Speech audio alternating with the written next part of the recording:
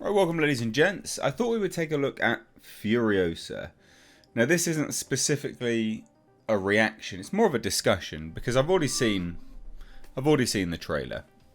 I saw it, God, about 6 a.m. this morning as I was waking up. And so, as a point of principle, I don't want to do a reaction to it because it wouldn't be authentic. I don't like inauthentic sort of stuff. I think that's super lame. But I wanted to discuss it and sort of take a look at some bits and pieces. So there's a few interesting things to sort of go over here. I mean, my general thoughts on the trailer was I'm really excited. Now I know a lot of people really did not like Fury Road. It's very different from a Mad Max movie. Very, very different. And a lot of people were disappointed with that film. And then even more disappointed moving forwards when, rather than another Mad Max movie, they just announced a Furiosa prequel. People were like, George Miller, you fucking high? Like, what are you doing? And whilst I respect that sort of position, I get it. I think it's, from what I can tell, apparently they are establishing and setting up another movie. A movie with Tom Hardy as Max, which we'll get to in a minute, and Chris Hemsworth again, because he's in this. So it's kind of world building and establishing future movies all in one. And I don't hate this, in terms of my thoughts on Fury Road, I really enjoyed Fury Road. Just, I had a good time with it. It kind of was an extended music video in some regards, but I had a good time with it. And this looks very interesting. This to me is back to Mad Max. That's what this looks like. Now, I think perhaps the most interesting stuff in this whole thing is actually when it says when it says the time frame, 45 years after the fall. And I just want to have a look at this. The beautiful opening. I mean, I'm going to sound stupid, but that looks like CGI, but I don't think it is. And it's just so expertly shot. I mean, maybe it is CGI, who knows? But there's where did it say the fall? Because it said 45 years after the fall. Where was it? There you go. So 45 years after the collapse. Now that doesn't really make any sense when you're looking at the films.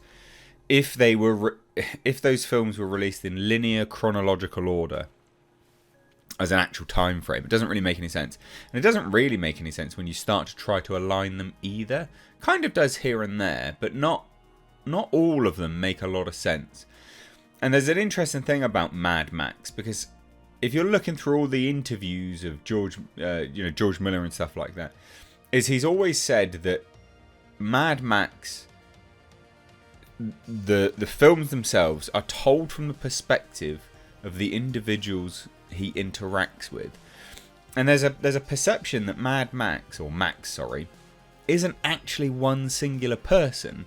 He's almost like a force of nature that comes through. Not an actual force of nature, but he's many people, which kind of doesn't really make any sense when you've got, him wearing the same leg brace and things like that from certain movies and all this kind of stuff. It's like, what? Okay. And he's got the same car and all this stuff. But it's an interesting perspective. And this, 45 years after the collapse, I mean, that's a long time for Max to be alive. If you've watched the original Mad Max, this is a long time for Max to be alive, because he was, what, 30s, 40s? And then you're looking at, again, you look at the stories and you're like, okay, so where do they line up? And so I do wonder whether he'll sort of build to revealing what this actually all is. But I also don't think he even has to. I like the fact that it's just a nuclear wasteland, because originally it wasn't actually a nuclear wasteland, by the way, guys. You should, the original wasn't actually that. Hollywood went a bit cliche. Not that it's bad, but they still went a bit cliche. Yeah, I don't know. I like the variations, and also these different stories here and there. And I will say, no one quite does cinematography like George Miller. Whether you liked Fury Road or not, and whether you are looking forward to Furiosa or not, this is an exceptional trailer unlike anything we've seen for a very long time. I don't know what this trailer can be likened to, but I tell you what, it ain't anything I've seen in a long time. And I love that. No matter what you think of George Miller, at the very least, you're in for a treat for something different. You're in for, you know, you're into yeah, it's just something completely different than what you've seen for a while. So this is about, apparently this is set across 15 years, this movie. She's taken from her home, and it's 15 years. Now, what I do like about this is Chris Hemsworth's character, which apparently he's going to be coming back. Apparently. I can't remember why. For 1 second I thought he was playing Immortan Joe because he had long hair, but he's not. You see Immortan Joe in this. R.I.P. to the actor who played Immortan Joe, of course. And here he is. This? Yeah, there you go, Chris Hemsworth.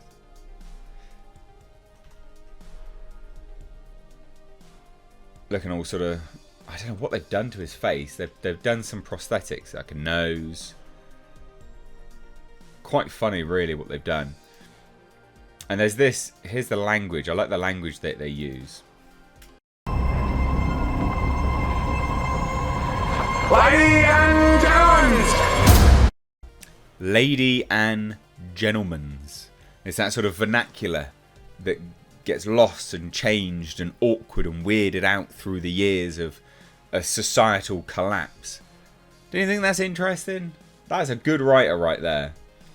And then, you know, you look at the Marvels and we get Black Girl Magic. Says a lot, right? I think, quite frankly. So I thought that was interesting. And these post-apocalyptic vehicles, holy shit. You don't get, you know, stuff. It's just so good. And you can sort of see, was that Immortan Joe there? On the side there? What's that? Sorry, just underneath me. Right here, look.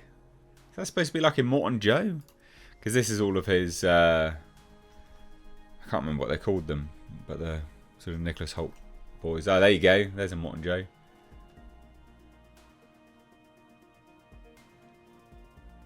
Do I think she's a good fit for a young Charlize Theron? Meh, not really. I don't really think she's that great for it. But I don't hate it. But again, what a truly fantastic looking film. It'll be interesting to see how it goes down anyway. I don't know, I thought I'd do a video just sort of looking at it, discussing it, telling you my thoughts. I'm intrigued. Oh, she does have her arm there. Okay, so this might be the story of how she gets her arm as well then. Yeah, it looks like it's going to be. I mean, this shot here, right? This shot's important. And it's important as a representation of why George Miller is good at what he does with respect to how he's framing his films, right? The Bourne films came out and they made a trend for shaky camera stuff. Watch this.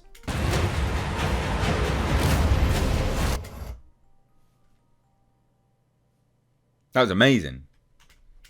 That was amazing. They built this car. I don't know whether this is real. I mean, the impact looks... This all looks like it's real. I don't know if it is. Because if that's CG, that's very well done CG. Right? But it's the camera work that's so good. And they did build this car. We've seen it. The camera work is so good on all of these things. So good. Because he keeps it fixed and steady. And that's fucking hard work to do, guys. That is hard work to do. Almost looks like Chris Hemsworth is going up against Immortan Joe. Kind of, but kind of not. Don't know. But hey, look, I'm liking the look of this.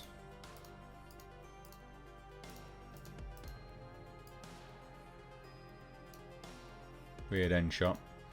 But there you go. What do you think? good trailer, I thought, overall. Interesting.